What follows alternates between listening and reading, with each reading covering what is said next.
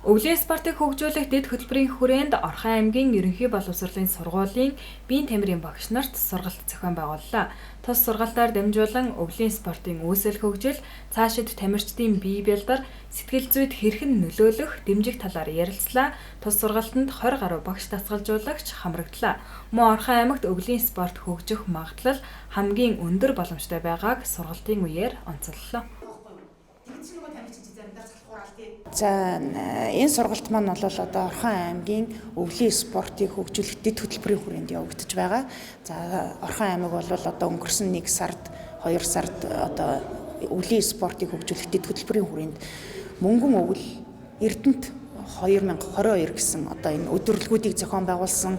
Энэ өдөрлөгт олон аймгийн тамирчид, цанын тамирчид ирж оролцсон юм байгаа. За энэ хүрээнд бол одоо Орхон аймаг өвлийн спортыг хөгжүүлэх, цаны спортыг хөгжүүлэх, цанчтаар одоо манлайлагч тамирчдыг бэлтгэх ийм зорилготой байгаа. За энэ зорилгын хүрээнд явагдаж байгаа сургалт маань бол нийтийн биеийн тамир уу, их спорт уу, энийг одоо эртхэн ялгаж сурах нь одоо дасгалжуулагч багш нарын хөрөнгө мөнгө болон цаг хугацаа одоо энд маш эргээр нөлөөлөх юм а гэдэг ийм сургалт байгаа. За энэ сургалт маань бол онл болон практикийн хоёулаа явж байгаа. За мөн хосолсон хэлбэрээр явагдаж байгаа. За мөн Орхон аймаг бол одоо өвлийн спортыг хөгжүүлэх дэд хөтөлбөрийн хүрээнд энэ наадмынхаа талбай дээр олон улсын стандартад нийцсэн цанын замтай болох.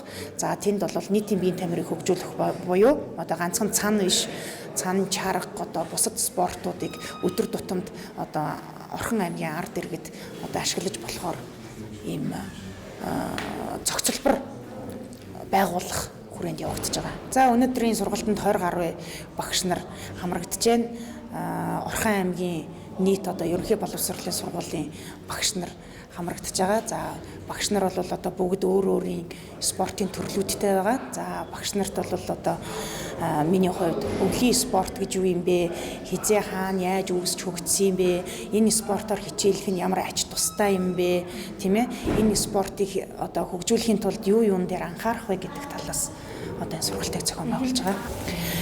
За Орхон аймагт өвлийн спорт хөгжих боломжтой гэвэл хамгийн өндөр боломжтой аймаг Монгол улсын 21 аймагаас Орхон аймагт бол хамгийн өндөр зэрэгт богино хугацаанд өвлийн спорт хөгжих боломжтой. Яагаад гэвэл Сархиа цанын бааз байна. Сархиа цанын баазын хажууд танай соёл амралтын хүрээлэн буюу хүүхдийн парк байна. Хүүхдийн паркийнхаа хажууд наадмын чинь талбай байна. Талбай урталтаа бол сайхан одоо тэр уртлын ингэр дээр бол танад одоо өвлийн спортыг хөгжүүлэх цанын зам гарах боломжтой, стадион дотроо танах одоо тишүүрээ хөгжүүлэх боломжтой. За ингээд танад дутагдaltaй юм гэвэл одоо битүү дээвэртэн өсөн ортон дутагдaltaй байна. За энийг бол мэдээж аймгийн одоо тэр бодлого юугаараа хэрэгжүүлнэц тийм ээ. Бидний хувьд бол гадаа хөгжих боломжтой, одоо ойрын хугацаанд хийх боломжтой асуудлуудыг ярьж байгаа.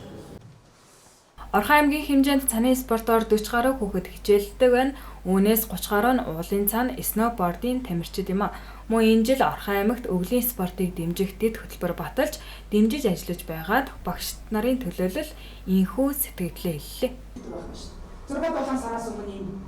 За өнөөдрийн сургалт бол ингээд өвлийн спортыг хөгжүүлэх Орхон аймгийн дэд хөтөлбөрийн хүрээнд бол хийж байгаа ажлуудын бол нэг нь гэж ойлгож байна. Тэгээд Орхон аймгийн биеийн тамирын багш нарыг цааны спорт төр тусмаа нийтийн биеийн тамираар хүүхдүүдийг хичээллүүлэхэд бол авч байгаа арга хэмжээний нэг байна. Тэгээд мөн энэ ирсэн багш нартаа бол амжилт хүсье. Тэгээд энэ жил бол өвлийн спортыг хөгжүүлэх хүрээнд бол Орхон аймгаас биеийн тамирын спортын газраас бол маш олон арга хэмжээг бол авч явуулж байна. Мөнгө өвөл 2022 арга хэмжээг бол манай спорт зохицлоор бол хамтран зохион байгуулсан. Тэгээд энэ сая Бээжин 2022 Олимпиад бол манай Орхон аймгаас төгсж гарсан инх туул Олимпиад орсон байгаа. Тэгээд тэрний түүчээ болгон энэ өсвөрийн багш дасгалжуулагч нараас Орхон аймгийн сургуулиудаас бол бас залгамж халааг төрүүлнэ гэдэгтээ бол бид итгэлтэй. Тэгээд хүүхдийг сонгон шалгаруулна. Үүний дагуу цааны олон улсын хэмжээний мастер очир сүрэнгээр бол нийтийн байр тавир гүйлтийн цааны анхан шатны сургалтыг хичээлүүдийг бол хамтран оруулж ингээд хичээл явж байна. За Орхон аймагт бол нийтдээ бол цааны спортоор хичээлж байгаа бол 40-од хүүхэд байгаа. Энэ дотроос бол 30-од хүүхэд бол бас уулын цаана сноубордоор хичээлж байгаа. Тэгээ гүйлтийн цаанаар бол тогтмол хичээлж байгаа 30-од хүүхэд бол байна. Энэ жил манай Орхон аймгийн инх жаргал багштай тамирчид бол маш сайн оролцоод ирсэн. Сүрөөсөө ороод.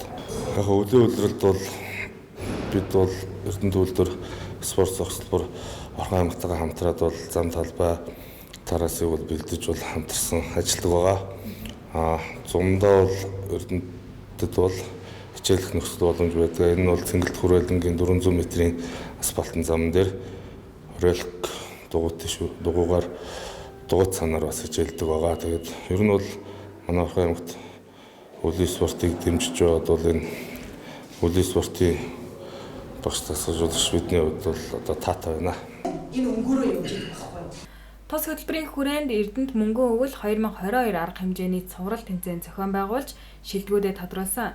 Тэгвэл энэ удаад тамирчдын багш дасгалжуулагч нарт сургалт зохион байгууллаа. Тэгэхгүй юу? Тэгж нөгөө тамирчин заримдаа залхуурал тий